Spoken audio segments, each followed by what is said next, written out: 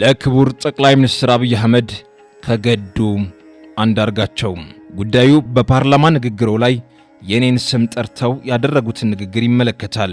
ጥር 26 ቀን 2018 ዓ.ም በፓርላማ ቀርበው ባደረጉት ንግግር ከኤርትራ ጋር የተፈጠረውን አለመግባባት መንስኤ በተመለከተ እኔን በእማኝነት ቆጥረው ማብራሪያ መስጠት ሆን ሰዎች ቆርጠው በላኩልኝ የቪዲዮ ቅጂ ተረድቻለሁ። እርስዎ በዚህ ንግግሮ እንደገለጹት ጉዳዩ በታሪክ መዝገብ በአግባብ ይቀመጥ ዘንድ የነበረውን ሁኔታ ምንም አይነት መጨመርም ሆነ መቀነስ ሳያስፈልግ በነፃ ህሊና እንድገልጽ የእርስዎ ንግግር አስገድዶኛል። በዚህ መሰረት አንደኛ፣ በእኔ በኩል እንዲህ ባሉ የኤርትራና የኢትዮጵያ ግንኙነት በሚመለከቱ ጉዳዮች አስተያየት ለመስጠት ፍላጎት አልነበረኝም።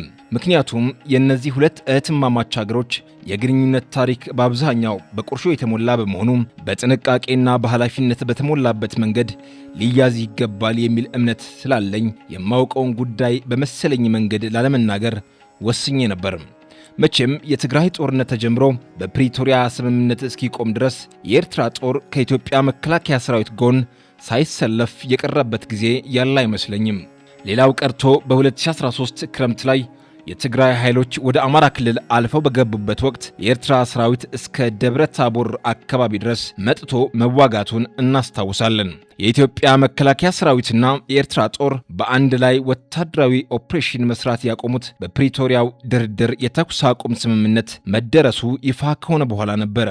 እስከዚያ ድረስ ግን የአንድ አገር ሰራዊት በሚመስል ሁኔታ አብረው ነበሩ። የቀረ ነገር ቢኖር በጦርነቱ መሃል ሁለተኛው ዙር ጦርነት እንዳበቃና የትግራይ ኃይሎች ከአማራ ክልል ከወጡ በኋላ ውጊያው ጋፕ ብሎ በነበረበት ጊዜ የኢትዮጵያ መከላከያ ሰራዊት አዛዦች በማዕረግ ሲንበሻበሹ የኤርትራ አዛዦች አለመጨመሩ ሊሆን ይችላል። ሁለተኛ፣ ከዚያ ሁሉ ጥፋት በኋላ በአሁኑ ወቅት የእርሶ የትግራይንም ሆነ የኢትዮጵያን ሕዝብ ይቅርታ ይጠይቃሉ ብዬ ስጠብቅ ጉዳዩን አዛብተው ሲያቀርቡ ባነሱት ጉዳይ ላይ ብቻ ማብራሪያ መስጠት መረጥኩኝ። በትግራይ ክልል በነበረው ጦርነት የትግራይ ኃይሎችን ጨምሮ በጦርነቱ ተሳታፊዎች አማካኝነት የደረሰው ጉዳት የትግራይ ሕዝብ ለማመን በሚከብድ ሁኔታ እንዲደቅ ያደረገ በመሆኑ በዚህ ድርጊት አንድ አካል ብቻ ተጠያቂ አድርጎ እኔ ከደሙ ንጹሕ ነኝ ለማለት መሞከር ከሕግ ከፖለቲካና ከሞራል ተጠያቂነት ሊያድን ካለመቻሉም በላይ መሰል ጥፋት ዳግም እንዳይደገም ተገቢውን ትምህርት እንዳይወሰድ ያደርጋል።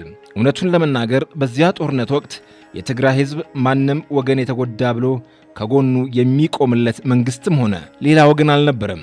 የነበረውን የመንግስት ጫና ተቋቁመው በተወሰነ ደረጃ ከሕዝብ ጎን መቆም የቻሉ ጥቂት ኢትዮጵያዊ የፖለቲካ ሰዎች፣ ዓለም አቀፍ ድርጅቶችና የተወሰኑ የውጭ መንግስታት ብቻ ነበሩ ማለት ይቻላል። ይህ የኛው የኢትዮጵያውያን እውነተኛውና አስቀያሚው የቅርብ ጊዜ ታሪካችን ነው።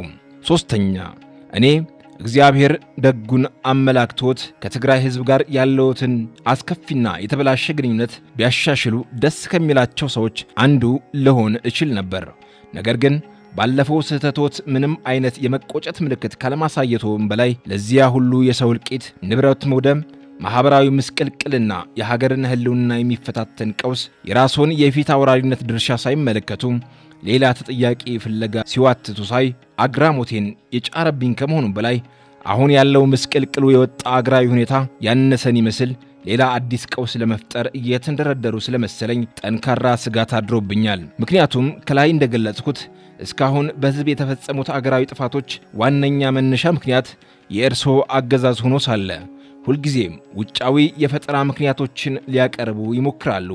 የትግራይ ጦርነት፣ በአማራ ህዝብ ላይ እየተፈጸመ ያለው ዘርፈ ብዙ ጥፋት፣ ማለቂያ የሌለው የኦሮሚያ ክልል ጦርነት፣ የቤንሻንጉልና የቅርቡን የጋምቤላ ግጭት ጨምሮ በሌሎች የአገሪቱ አካባቢዎች ብዙ ጥፋት ያስከተሉ አገራዊ ቀውሶች የተፈጠሩት በዋናነት በእርስዎ አገዛዝ ደካማነትና ያለ ግጭትና ጦርነት በስልጣን ላይ መኖር አልችልም ከሚለው የተሳሳተ አስተሳሰቦ የተወለዱ ችግሮች ናቸው።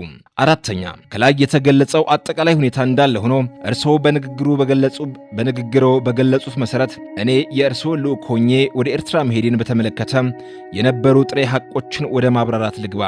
በመጀመሪያ ደረጃ የትግራይ ጦርነት ከተጀመረ በኋላ እኔ የውጭ ጉዳይ ሚኒስቴር እንደነበርኩና በትግራይ ሕዝብ ላይ የተፈጸመውን ወንጀል በተመለከተ መልእክተኛው ሆኜ ወደ ኤርትራ ተልኬ እንደነበር በፓርላማ ንግግሮ የገለጹት ሙሉ በሙሉ ሐሰት ነው።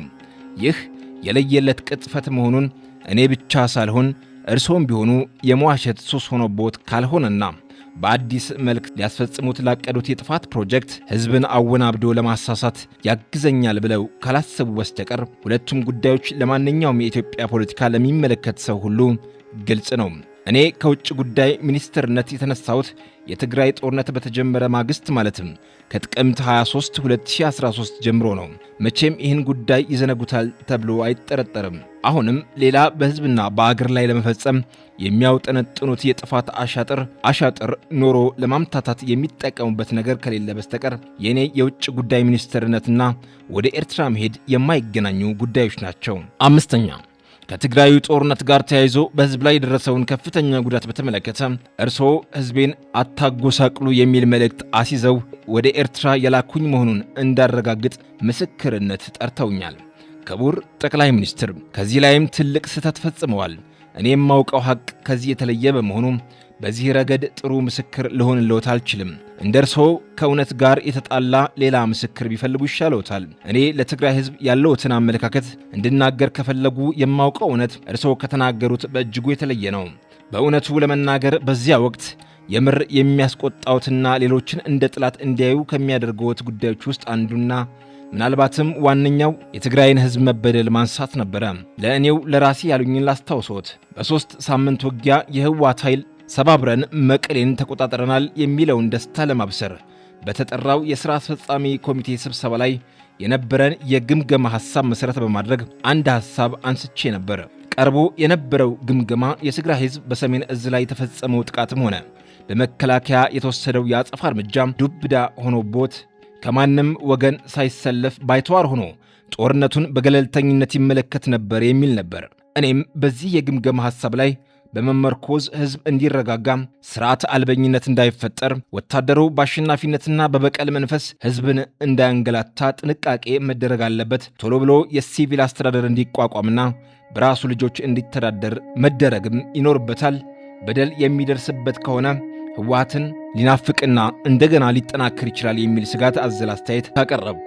እርስዎም በመድረኩ ላይ ያነሳሁትን ሐሳብ በአዎንታ ተመልክተው አለፉት። መድረኩ ተጠናቆ ከአካባቢው አዳራሽ እንደወጣን ግን ለብቻዬ ጠርተው የነገሩኝንና ስለ ትግራይ ህዝብ ያለውትን አመለካከት በትክክል የሚያሳየውን አስተያየተውን ላስታውሶት። እንዲህ ነበር ያሉኝ። ትግራዮች ከእንግዲህ ከደረሰባቸው ሽንፈት አገግመው ጠንክረው ሊወጡ ይችላሉ ብለህ አትሰብ። እንዳይደርሱም አድርገን ሰባብረናቸዋል። ብዙ ሰው የትግራይ ህዝብ ከማን ይበልጣል እንዳይደርስ አድርገን አድቅቀነዋል። በቀጣይም ይበልጥ እናደቀዋለን። መሸነፍ ከባድ ስለሆነ ከእንግዲህ ያ የምናውቀው ትግራይ ተመልሶ አይመጣም የሚል ነበር። የትግራይ ኃይሎች ከአማራ ክልል ወጥተው ወደ ትግራይ ከተመለሱ በኋላም በዓለም አቀፍ ማህበረሰብ ዘንድ ተደራደሩ የሚል ግፊት እየጠነከረ በመጣበት ወቅትም የሚከተሉትን የድርድር ስልት ትግራይን ቀስ በቀስ እርባና ቢስ ማድረግ እንደሆነ በአደባባይ ስብሰባ ላይ የተናገሩት ሐቅ እኔ የማውቀውና ስለ ትግራይ ህዝብ ያለውትን እውነተኛ አመለካከት ይህ ነው። ስድስተኛ፣ ከፓርላማ ንግግሮ ትንሽ እውነታነት ያለው የእኔ ወደ ኤርትራ መሄድ ነው። ቀኑን በትክክል ለማስታወስ ባልችልም ጥር መጀመሪያ አካባቢ 2013 ዓመተ ምህረት ላይ አንድ የውጭ ጉዳይ መስሪያ ቤት ባለስልጣን ይዤ የእርስዎን መልእክት ለፕሬዝዳንት ኢሳያስ አፈወርቂ እንዳደርስ ልከውኝ በማግስቱ አስመራ ደርሼ ተመልሻለሁ። የመልእክቱ ጭብጥም የሚከተለውን 3 ጉዳዮች ላይ ያተኮረ ነበር። እነርሱም፣ አንደኛ፣ በወያኔ ላይ በጋራ በወሰድነው የተቀናጀ ኦፕሬሽን ለድል በመብቃታችን የእንኳን ደስ አለህ የደስታ መግለጫ ለፕሬዝዳንት ኢሳያስ ማስተላለፍ።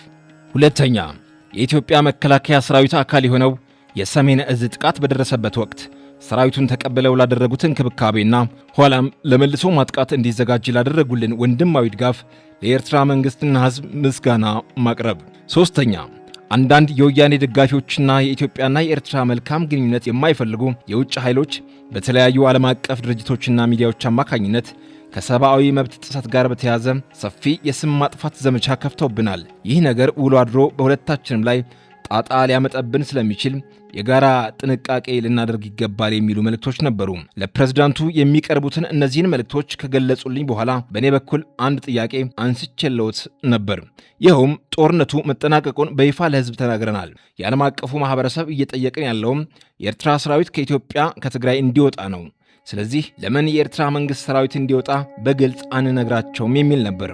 እርስዎ ግን ሰራዊታችሁን አስወጡ ብለህ በፍጹም እንዳትጠይቅ ብለው አስጠነቀቁኝ። ከዚያም የሰጡኝን ተልእኮ ተቀብዬ ተለያየን።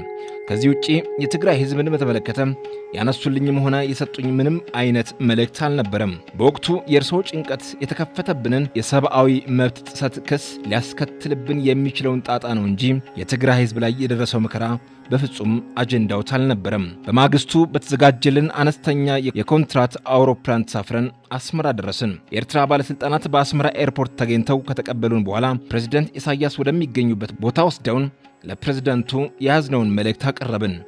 በያዝነው መልእክት ላይ ምንም ያወዛገበን ነገር አልነበረም። የማስታውሰው ለተከፈተብን የሰብአዊ መብት ጥሰት ዘመቻ ለፕሬዝደንት ኢሳያስ ስነግራቸው በእሳቸው በኩል የሰጡኝ መልስ የሚቻለውን ጥንቃቄ ሁሉ እንዲደረግ እኛም እናንተም ለበታች መዋቅሮቻችን መመሪያ እናስተላልፍ፣ በተረፈ እኔና አብይ በተስማማነው መሰረት ገና ብዙ የሚሰሩ ስራዎች አሉን የሚል ነበር። በሁለቱ መሪዎች ስለሚባለው ስምምነት የማውቀው ነገር የሌለ ቢሆንም ውይይታችንን በሙሉ መግባባት ፈጽመን ወደ አገራችን ተመለስን። አዲስ አበባ በተመለስኩ ማግስት ለእርስዎ ስልክ ደውዬ ከፕሬዝደንት ኢሳያስ ጋር ስለነበረን በጎ ውይይትና የሰብአዊ መብት ክሱን በተመለከተ ሁላችንም አስፈላጊውን ጥንቃቄ ማድረግ አለብን ማለታቸውን ሪፖርት አቅርቤልዎት የስልክ ንግግራችን ተቋጨ። እኔም ማውቀው እውነታ ይህ ነው። አመሰግናለሁ። ገዱ አንዳርጋቸው።